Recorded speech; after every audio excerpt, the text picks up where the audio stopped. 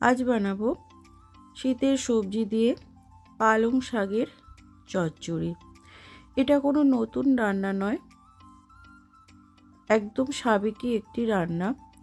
যারা নতুন রাঁধুনি তাদের জন্য এই রান্নাটা আমি শেয়ার করলাম। শীতের বিভিন্ন রকম সবজি দিয়ে এই চচ্চড়িটি খেতে কিন্তু বেশ ভালো লাগে। রুটি পরোটা ছাড়াও গরম ভাতের সাথেও কিন্তু আপনারা এটা পরিবেশন করতে পারবেন। তো চলুন রেসিপিটা দেখে নেওয়া যাক। সবার কাছে অনুরোধ রইল, আমার রেসিপি যদি ভালো লাগে তাহলে অবশ্যই চ্যানেল সাবস্ক্রাইব করে পাশে থাকবেন। চলুন রেসিপিটা শুরু করা যাক। নমস্কার বন্ধুরা, রুনু নিরামিষ রান্নাঘরে সবাইকে আবারও একবার আমন্ত্রণ জানাই। রেসিপিটা বানানোর জন্য আমি উনানে কড়া চাপিয়ে দিয়েছি, তার মধ্যে দিয়ে দিলাম বেশ কিছুটা পরিমাণে তেল। আমি এখানে কিছু বড়ির ব্যবহার করছি, তাই প্রথমেই বড়িগুলোকে ভেজে নেব। এটা বিউলির ডালের বড়ি, আপনারা যে কোনো ডালের বড়ি কিন্তু এখানে ব্যবহার করতে পারেন। বেশ লাল লাল করে বড়িগুলো আমার ভাজা হয়ে গেছে। এবার আমি বড়িগুলোকে তুলে নেব।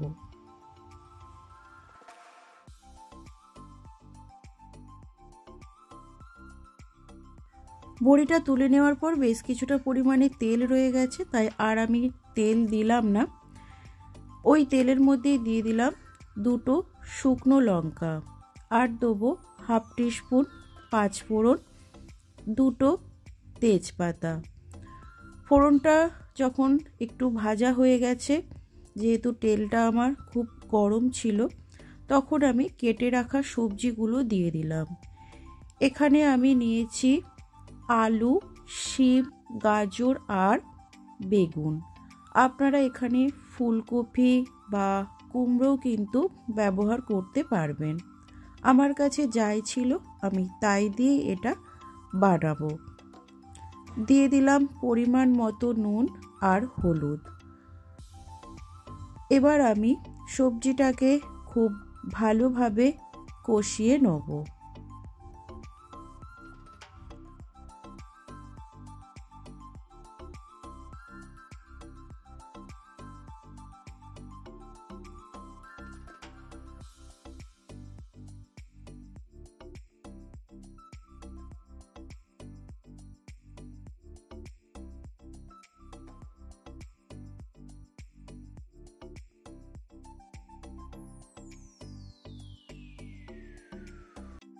নুন আর হলুদের সাথে সবজিটাকে খুব ভালোভাবে মিশিয়ে নিয়েছি।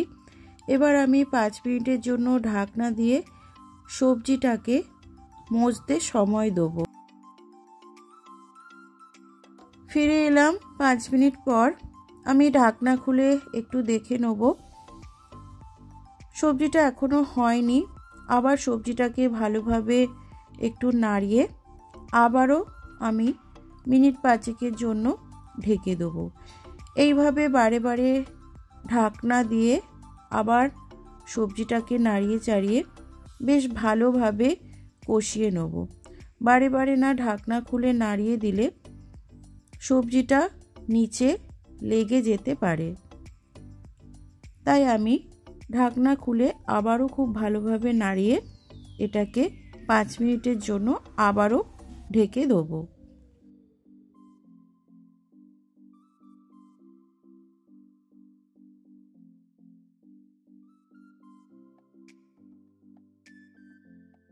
ফিরে এলাম প্রায় 15 মিনিট পর।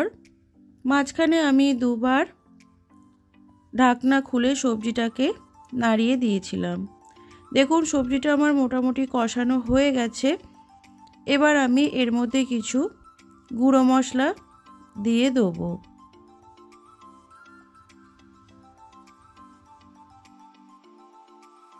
দিলাম ধনের গুঁড়ো, জিরের গুঁড়ো, আর দিলাম শুকনো লঙ্কার গুঁড়ো। লঙ্কাটা আমি অল্পই ব্যবহার করেছি, এখানে হাফ টিস্পুন মতো লঙ্কার গুঁড়ো দিয়েছি, যেহেতু সবজি খুব বেশি ঝাল হলে ভালো লাগবে না। 1 গ্লাস পরিমাণ জল দিয়ে আমি সবজির সাথে মশলাটাকে খুব ভালোভাবে মিশিয়ে নিলাম।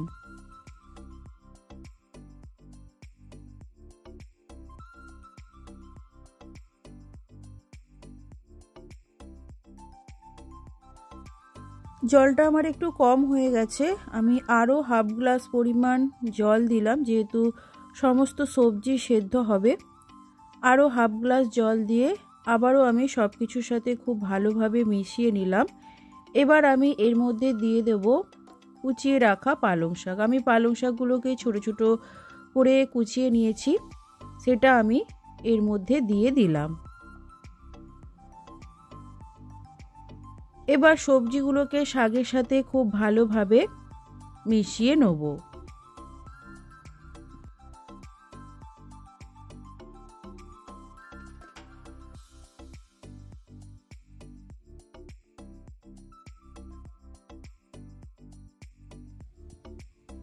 এবার আমি মিনিট 5-7 জন্য সমস্ত সবজিগুলোকে ঢাকনা দিয়ে ঢেকে দেব। ফিরে এলাম প্রায় 7 মিনিট পর। ঢাকনা খুলে সমস্ত সবজিকে আবারও একবার খুব ভালো করে নাড়িয়ে নেব, না হলে কিন্তু নিচে লেগে যাওয়ার সম্ভাবনা থাকবে।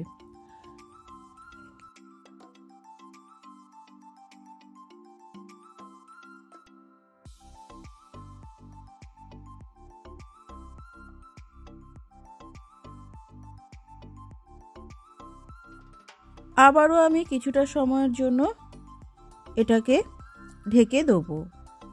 এইভাবে বারে বারে ঢাকা দিয়ে ঢাকনা খুলে রান্না করলে রান্নাও কিন্তু বেশ ভালো হবে। আর একদম মিডিয়াম টু লো আছে, মানে ঝিমে আছে কিন্তু রান্নাটা করতে হবে।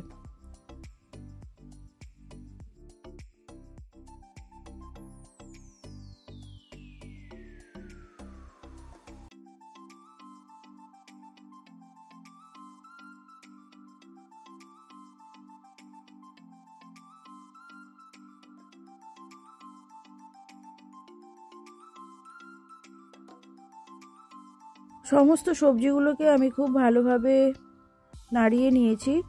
এবার আমি এর মধ্যে দিয়ে দিলাম হাফ টিস্পুন পরিমাণ চিনি।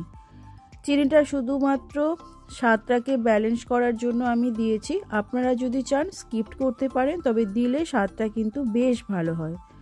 চিনিটা দেওয়ার পরে আবারও সবজিটাকে আমি খুব ভালোভাবে ঘেঁটে দিলাম।